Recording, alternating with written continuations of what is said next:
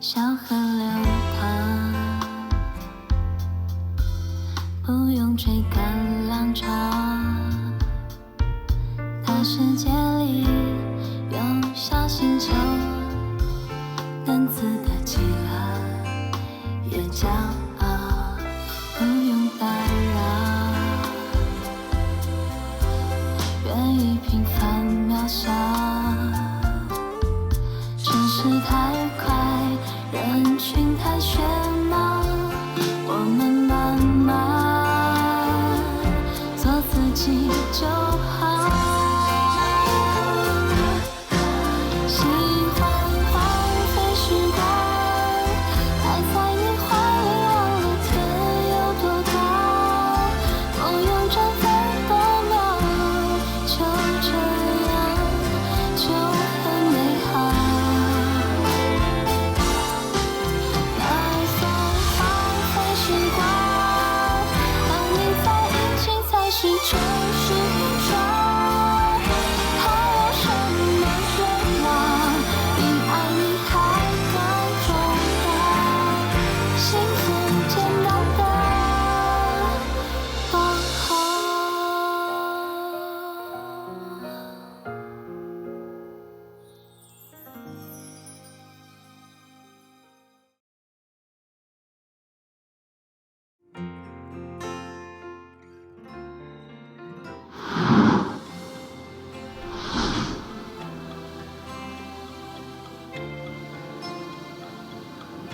浮于花海，沉入梦中，只为寻觅那一见倾心的相遇。冷暖星辰的世间，万般身影，唯盼有你。任山带穿行，时光流转，那看似平淡无奇，却印刻进心里的瞬间，决定了一生的生命转向。见之不忘，只愿牵你手。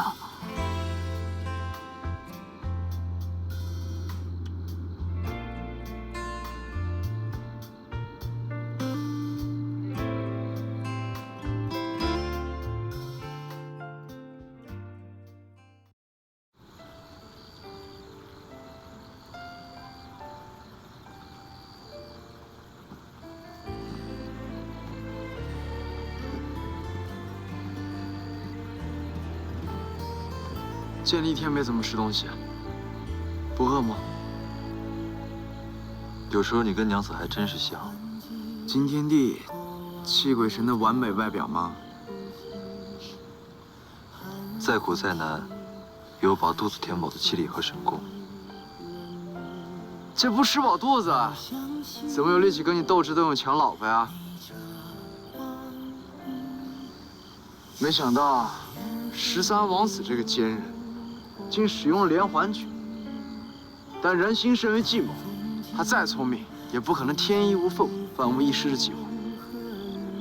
当时我不也被误以为是暗影尊者吗？这不最后都解决了。如果有什么不测，你答应我，照顾好幼儿。不是说好了一起照顾他，一起好好竞争的吗？我会帮你洗清嫌疑，还你一个公道。况且，没有了你，幼儿他怕是……这个世界本就没有谁离不开谁，就算是离不开，应该也是情牵挂，爱为结。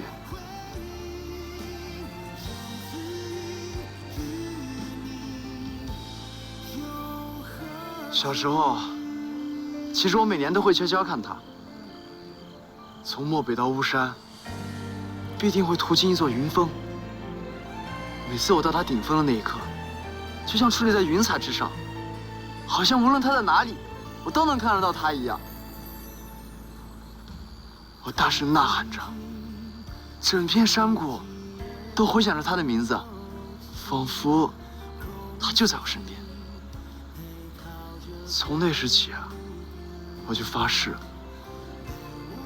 为了更好的相见，自责、无力、失落，一切都到此为止吧。若是重重远山阻隔了远方之人，我情愿翻越千万座，复险如一，只为能去到他身边。可是，若山那边空无一人，又该如何呢？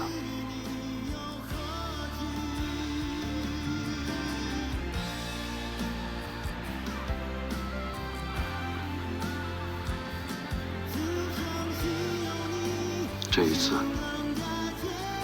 最后一次，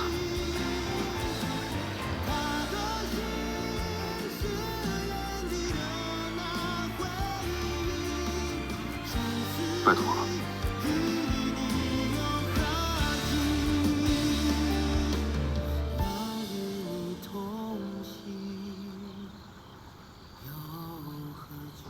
离开，不离开。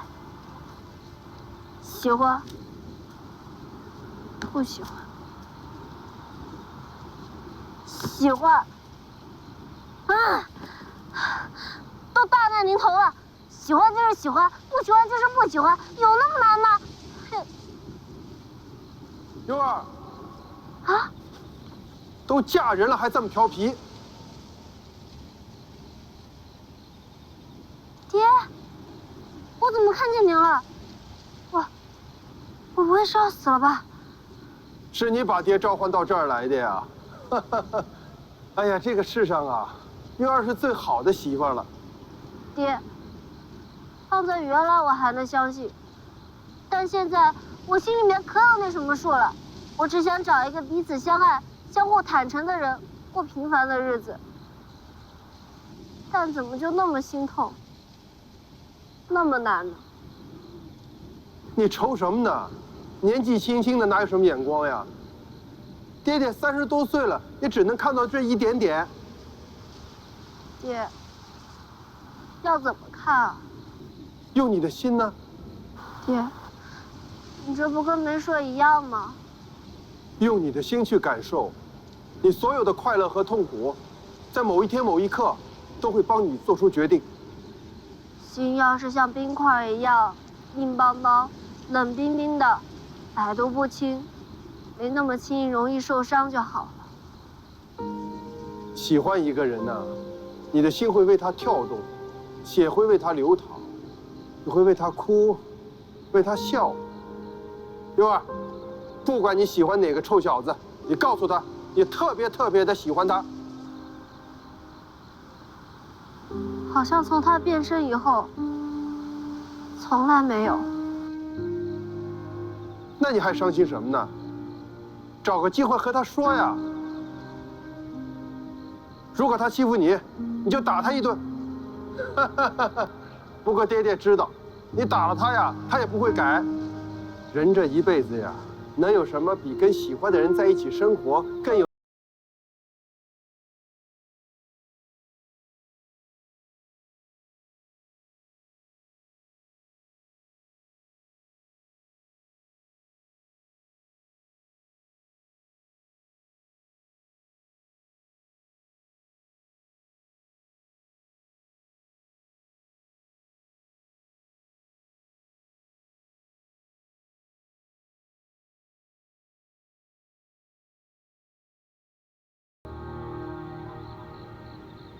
？13王子居然成了武林盟主，4大门派和那些江湖人士被蛊惑到瞎了眼，就连心也跟着蒙尘了吗？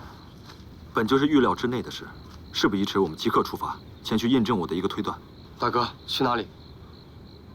活人终有一心私欲，叵测难断，那便向已死的人寻一个答案。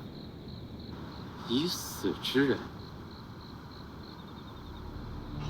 快走！快！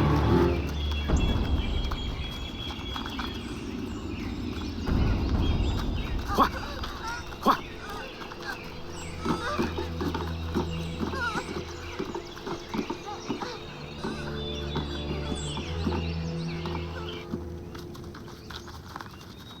店家，上场。好嘞。啊，要是比暗器，他哪是我的对手啊？啊，咱一点都不带吹的。我暗器天下第2，当时我就随手唰这么一甩，直接命中800里外的目标啊！啊，大哥厉害，厉害，厉害，厉害！哎，大哥，这天下第1又是谁啊？这小李飞刀嘛，啊，只可惜啊，他也只是个传说嘛。哎，大哥，你说咱们这次抓这个暗影尊者宫远修，他要是万一不给你比暗器，比内力，这可怎么办？啥？内力？啊，他更不是我对手。我一点都不带吹的啊！就现在我这个内力，能跟我持平的也只有100年魔教教主张翰。宫远修？啊呸！老子一掌都能把他拍到300里之外，没个10年8年，他就回不来。大哥，你看，厉害！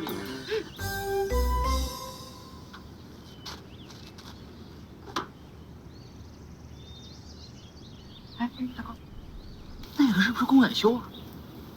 你看那个。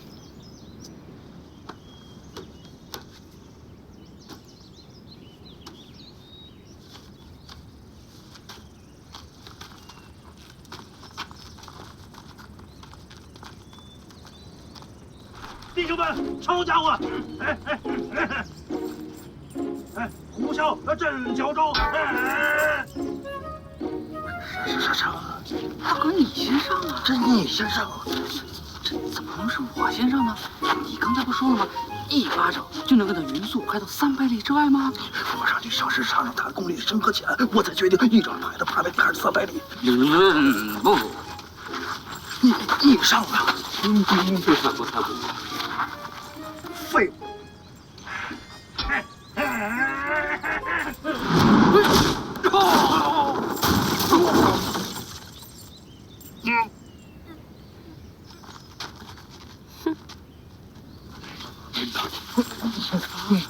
大侠饶命啊！大侠饶命！大侠饶命！饶命啊！好饶命啊！不是大侠饶命！你就饶了我吧。我家还有2个60岁的女儿，还有一个18岁的老娘。大哥，说错了，上次不是。哎呀，老汉啊，你看我人到中年了，生活又过得不易啊。这江湖上谁不想知道这个追杀的万两黄金呢？是。看来这13王子真是将一切的金钱和名利都置之度外，才出此狠招。看你在打架之前还知道让店家躲起来，也不是什么十恶不赦之人，暂且留你性命。谢大侠，谢大侠。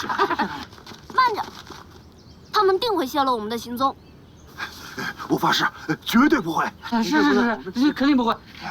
我有办法，你等。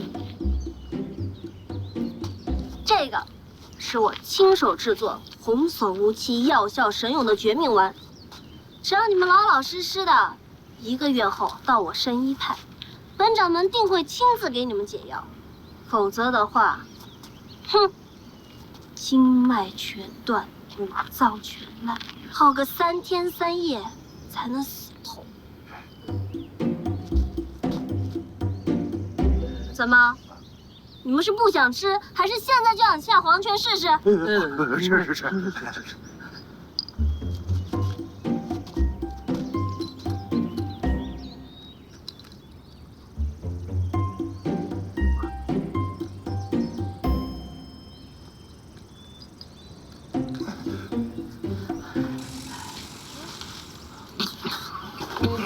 老婆，咱以后再遇到这种不明是非的贪财之徒，就这么干。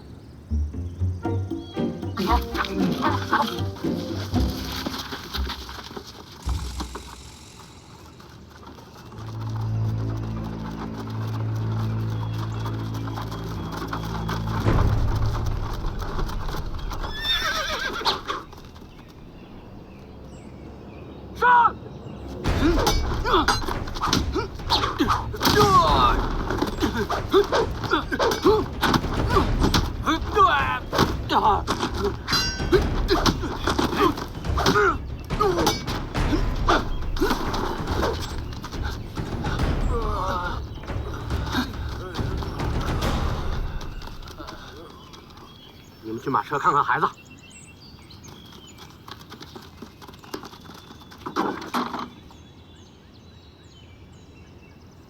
长老，只有5个小孩。其他孩子在哪里？快说！不知道。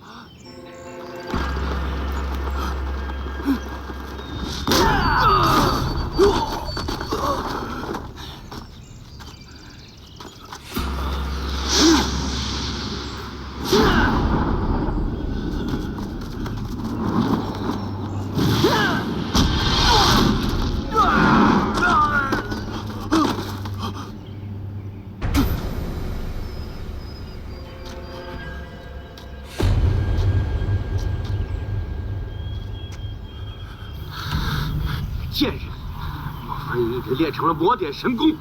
我的门主！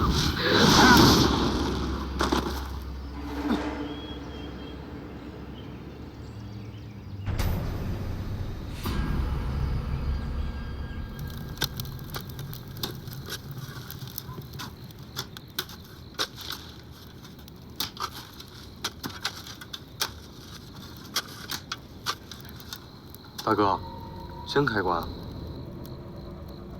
若不出意外，棍椁里边应该是空的。空的。这么说，1年前东方龙城的夫人没死？不，东方龙城的夫人已经死了。我要印证的，就是这个。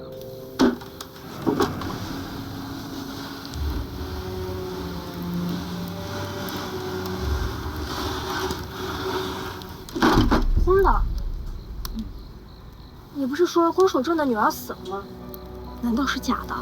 没死？宫如意确实死了，但尸体不在这。宫守正早已将其转移到极寒之地。人之所亲无过其子，能让女儿复活，这就是他投靠13王子的原因。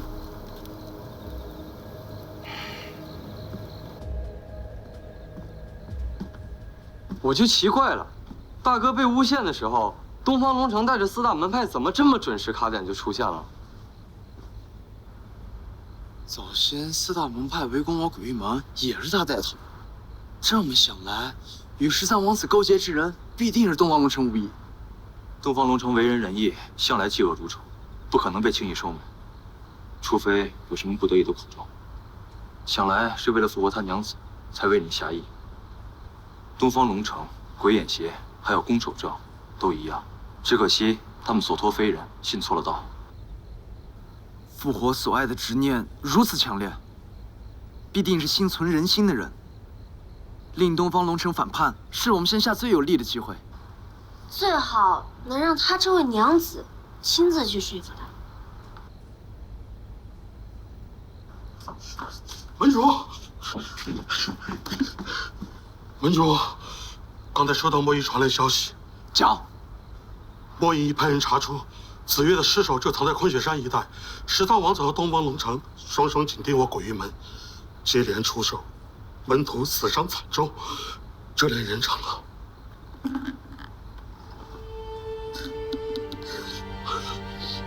神长老的尸首已经找到，不敢久等门主已入土为安了。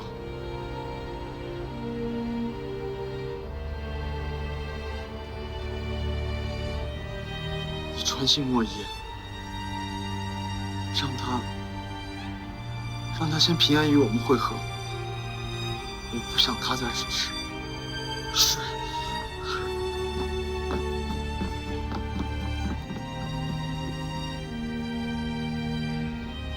我们必须还牺牲与去世之人一个公道，血债血偿。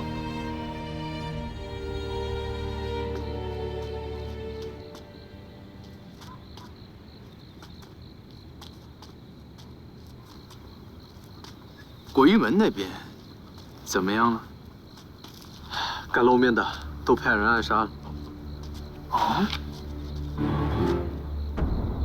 300童男童女，已转移过半。接下来不能出现任何差池。是，昨日已有武林中人带走了2批，已交由给暗影做事。很好，一有消息，立刻向我汇报。要记住，好生提防。是，尊主。还有，就最好的准备，迎接你的家人吧。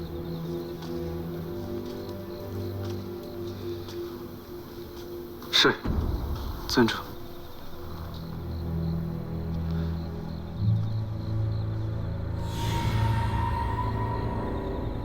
只要你能回来，不管付出多大的代价，我都可以。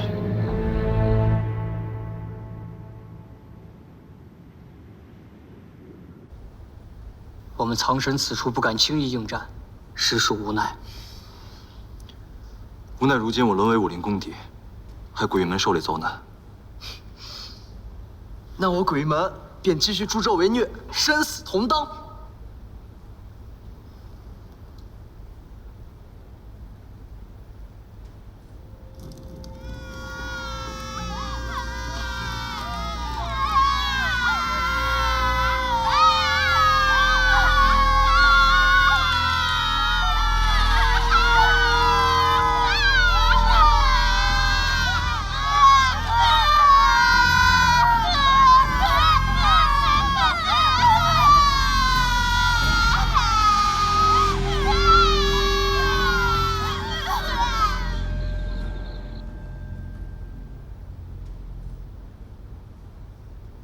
相公，多吃点。哎，好。夫人，你也多吃点。哦，对了，相公，看，这是我给我们宝宝新做的衣服，好看吗？真好看。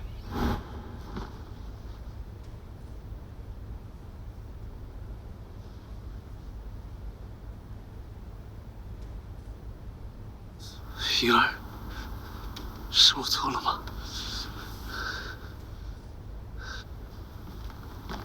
掌门，已发现宫远修一行人的下落，是否还有他人知晓？刚刚得到消息，是否即刻通知其他3大门派？暂且保密，我先前去约见。是。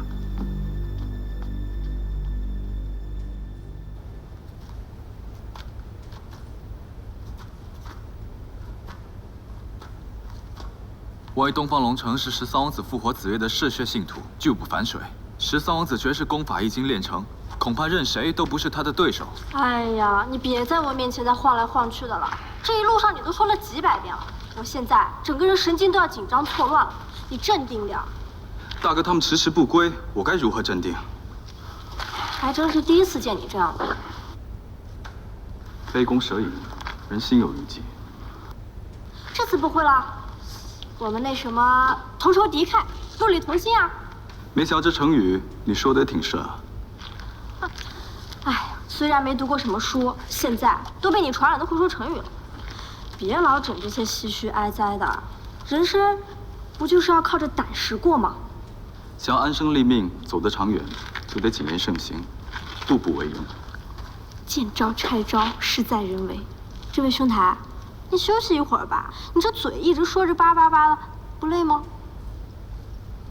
小表姑，二公子，你们回来了。看来这患难有情，突飞猛进啊！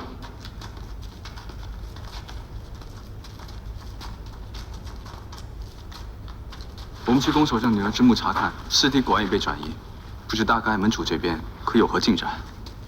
东方龙城确实是13王子的信徒，要想说服他反水，娘子有计。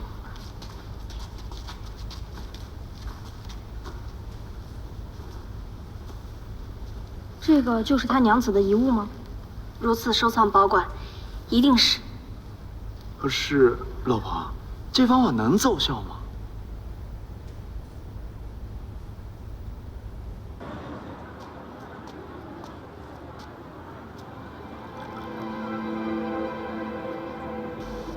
娘子，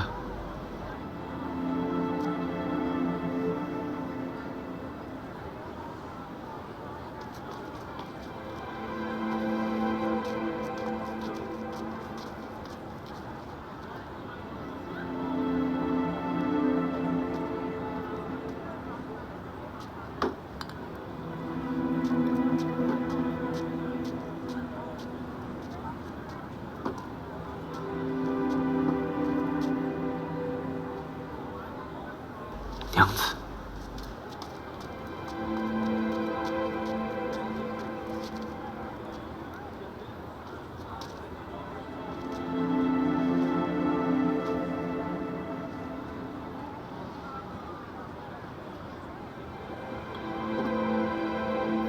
你怎可做此伤天害理之事，追加别人的苦难？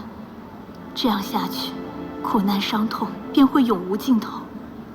你若置我于不义，我即使苟活，又有何益？我东方龙城怎能做这伤天害理之事？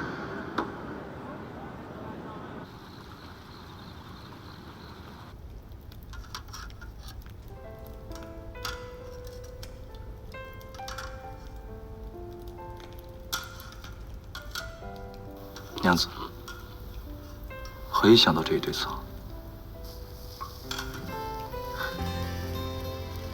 在幻想里见到我爹才想到的。如果想念能让人见到死去的人，想必也能唤醒活着的人吧。想想我爹，再想想我自己。张翰和他师妹的爱情，真是感人至深。是啊，活得久，不等于活得幸福。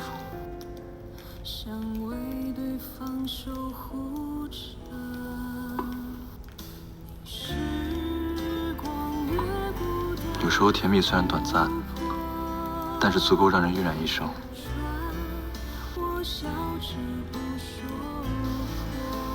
从来都没有问过你，到底喜欢什么样的人呢？可以把他拽到爹娘坟前，骄傲地说：“爹，娘，这就是我相公。”可以任我嬉笑怒骂，都还包容我、宠我、爱我的人，愿意为了彼此赴汤蹈火。你们可以安心了。那这个人你找到了吗？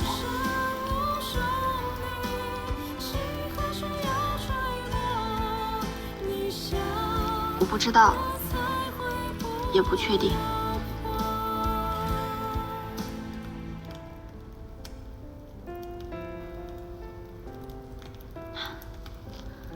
人一辈子都会爱一个人吗？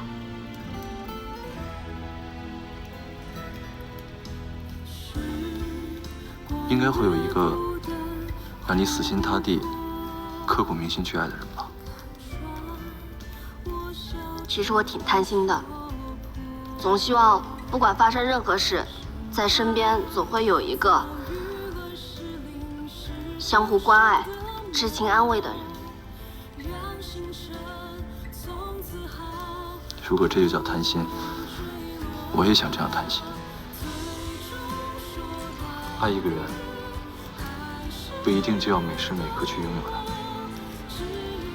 而是要每时每刻把它铺满在心里。即使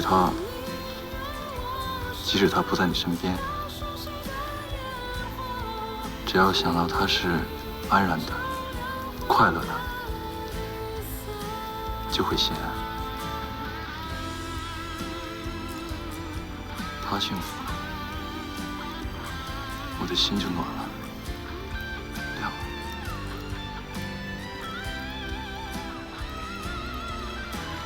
傻子，就想拽你去坟头，没有你，算什么幸福？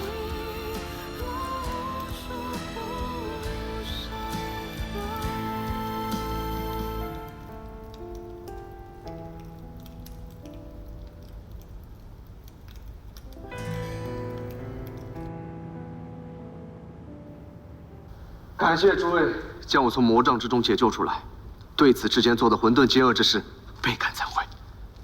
但是鄙人希望诸位把那些无辜的孩子给解救出来。东方掌门，快请坐。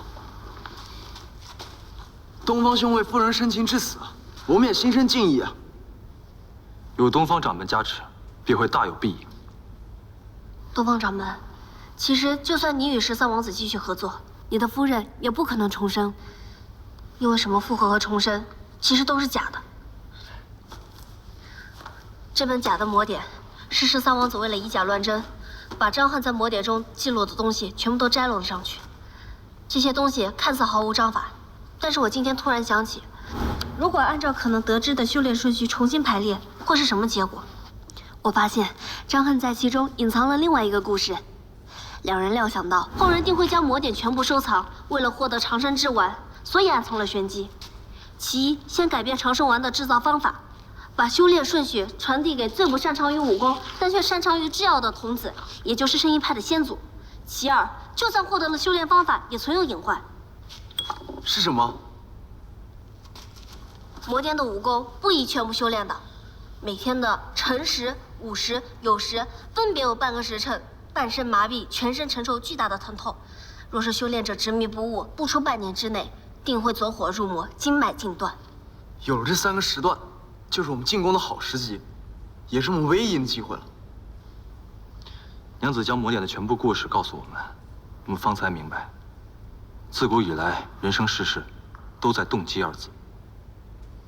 长生之法，侠殿尽现，可惜13王子执念已久，不可能轻易相信。要想救这300个孩子，唯一的办法就是……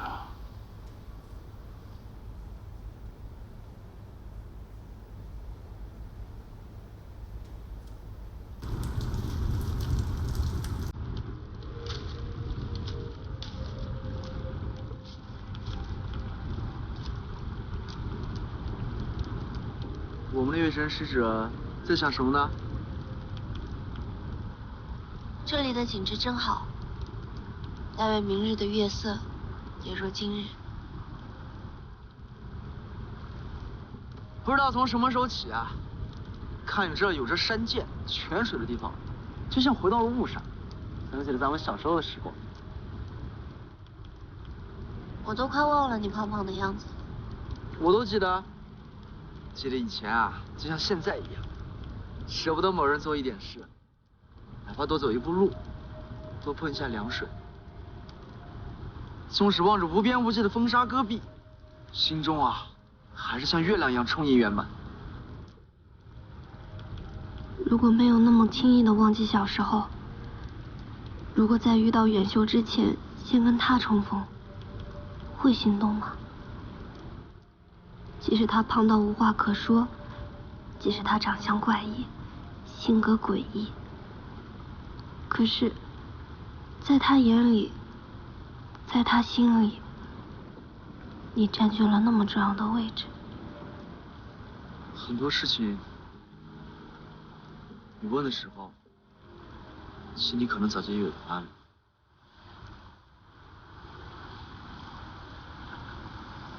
其实，你已经做出了选择，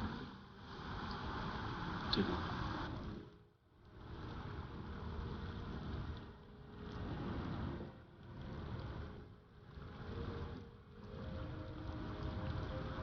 如果可能的话，想装作一直都不知道，害怕面对事实的瞬间，所有的一切都会像幻象一样消失、流走。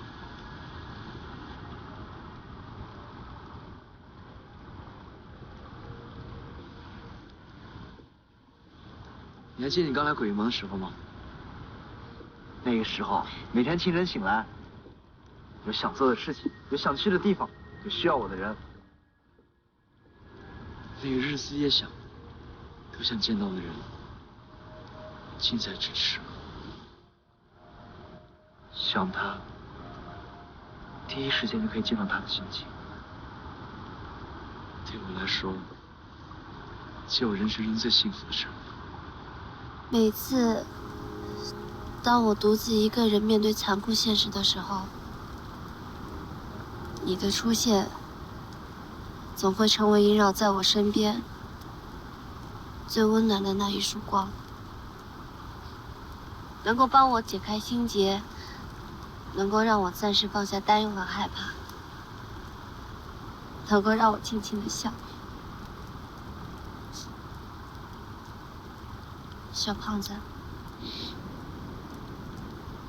一直都很感谢你，还有一直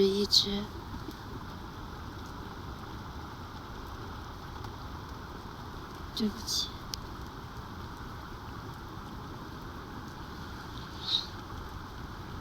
干嘛跟我这么客气的说话呀？搞得像我们俩都不熟一样，还弄出一副客套的距离啊！明天，希望一切纷扰结束过后，你能够找到属于自己的幸福。这就是我能对你说的全部的真心了。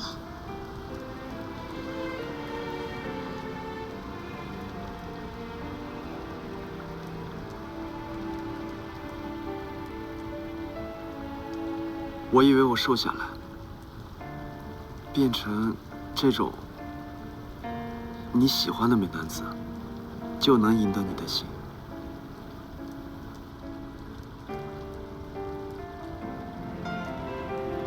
我错了，那终究不是爱情，它不存在在这皮囊之中，而是在这里。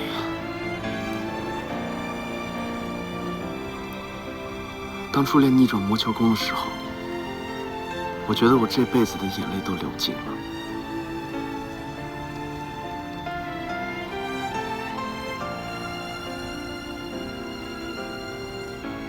我已经死过一回了。你是我前世最喜欢的人。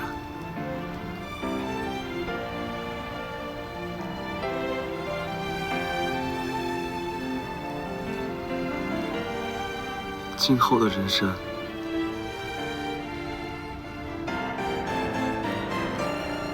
可能不会再继续喜欢你了吧？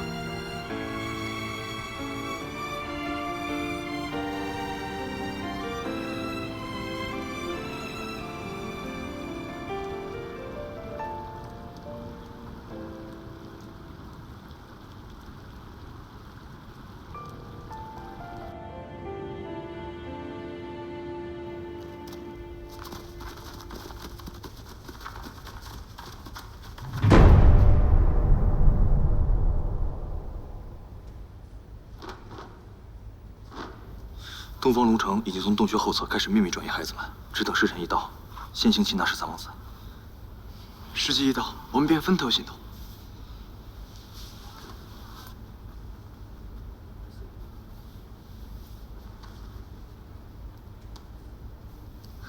我同你们一起去。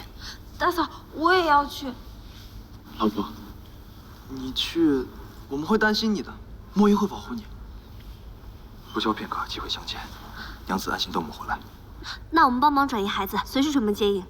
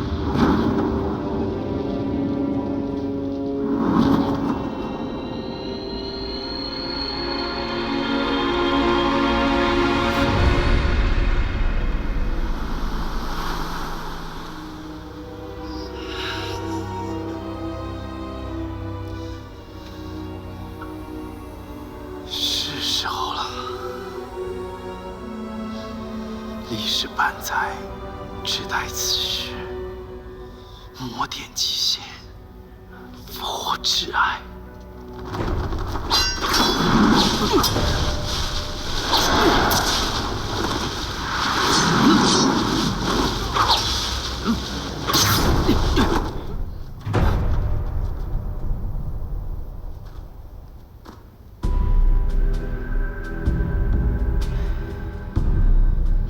上从没有完美到天衣无缝的情节。不过好戏马上开始，张丑没有观众。死期将至，现在收手还来得及。作者必死无疑。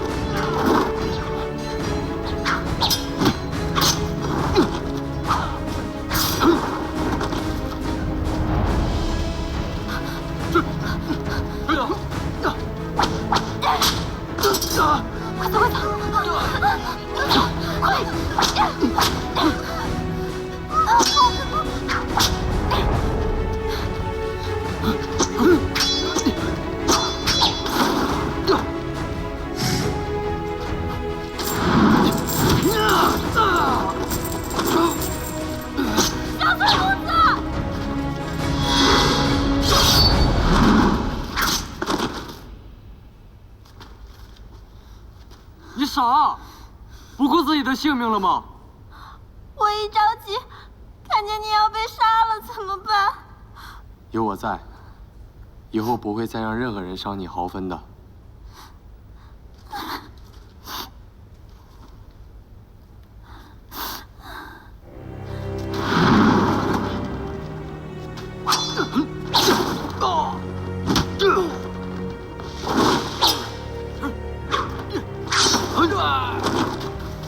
还有很多受伤的孩子在下面。事不宜迟，快与东方派接应。好，来吧。